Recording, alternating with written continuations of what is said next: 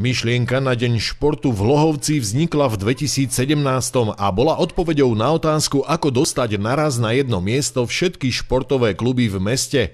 Všetky sa predsa potrebujú prezentovať verejnosti, odpovedať na zvedavé otázky rodičov a samozrejme získavať nových členov.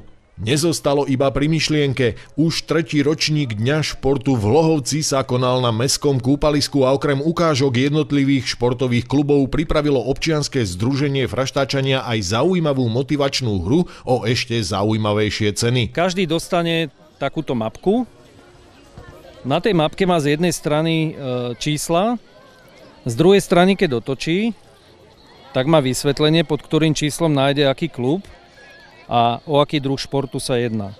Za 5 a viac nálepiek získava diplom, za 10 a viac zlatú medailu a tí najvytrvalejší za 15 a viac dostanú ešte lístok na zlosovanie krásnych cien vďaka našim sponzorom a tí úplne najvytrvalejší, ktorí absolvujú úplne všetko, tak tí budú zlosovaní o hlavnú cenu, čo je dneska tento krásny červený bicykel. Návštevníci dostali na výber futbal, cyklistiku, paintball, streľbu, hokej, basketbal, atletiku, šach, minigolf, disc golf, ale i box, parkour, stolný tenis, padl jogu, squash a pretože Hlohovec poznáme ako mesto ruží a hádzanej, tak aj hádzanej a sú v nej fakt dobrí. Pod jednou značkou, pod jedným klubom máme v prvej lige mužov aj v prvej lige žien máme svoje družstvo, takže to je taká výnimočnosť tohto mesta.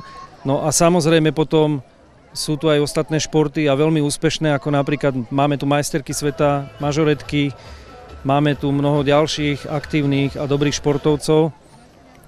Keby som mal všetkých spomenúť, tak asi tá reportáž by bola nadlho. Oslovili sme teda najzhovorčivejších a ponúkli im možnosť krátko predstaviť svoj klub. V súčasnosti máme 26 členov. Pred 2 rokmi sme obnovili krúžok detí. Je to aj motivácia, pre ktorú sme tu. Samozrejme, vítané sú aj deti v staršom veku, vo vyššom veku, ale teda v prvom rade máme záujem o deti od 6 do 12 rokov, rovnako dospelí sú vítaní. Je to celoročný šport, dá sa hrať v lete, v zime, to znamená pri podlých večeroch. Všetci sú u nás vítaní. Trénujeme na 2. základnej škole v Hlohovci. Tréningy prebiehajú v pondelok a vo štvrtok. V prípade väčšieho záujmu vieme tie tréningy rozšíriť o ďalší deň. Mažoretky sa všetky trénujú v Hlohovci, ale i v Červeníku. Príjmame k nám momentálne nové dievčatka, nové tváre vo veku od 4 rokov až strop je možno takých 100 rokov. Vytvárame i rodičovský tím, takže kto sa chce pridať a má rád výzvy, tak kľudne príďte. Začíname už 9. septembra, keď prídu prvýkrát na tréning deti do Hlohovca, do Gimexu. Trénujeme práve v Gimexe, v Červeníku trénujeme v Kultúrnom dome, tam začíname v utorok. Takže kto má záujem robiť tento krásny šport, kde sa nielen pochoduje, ale fakt sa učia ťažké veci, náročné veci a pritom sú tie deti krásne, usmiaté, tak ten nech príde a skúsi to so sašetkami. Zapojiť sa k nám môže každý, ale chceme trošku, boli by sme radi, keby sa venovali tomu ľudia hlavne aktívne, že sa budú venovať aj súťažiam, budú chodiť na športové akcie, ktorými sa budeme stretávať pravidelne na tréningoch, aby to neboli len úplní turisti, ktorí sa vozia po hrádzi. Napríklad naši ľudia, čo teda jazdíme partia ľudí, čo som to dneska pozeral, tak sme odštartovali teda jednotlivci dokopy 75 štartov tento rok na pretekoch, takže 75 razy naši ľudia odštartovali. Od začiatočníkov je to 6 až 9, od mierne pokročilých je to 10 až 13 a potom už tých najpokročilejších to je podľa toho, že ako vedia salta. Cvičíme v Hlohovci.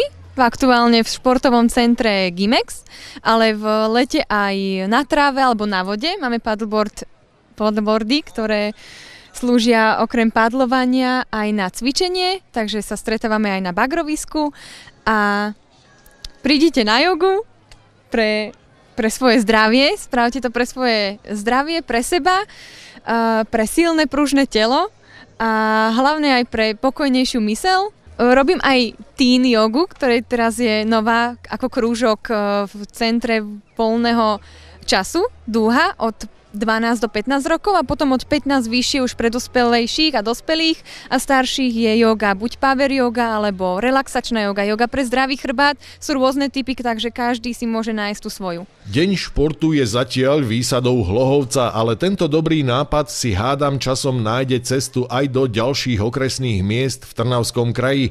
Rozhodnutie športovať totiž patrí k tým najrozumnejším rozhodnutiam, tak nech vám prináša radosť, zdravie a športové úspechy pod klubovou vlajkou mesta Hlohovec.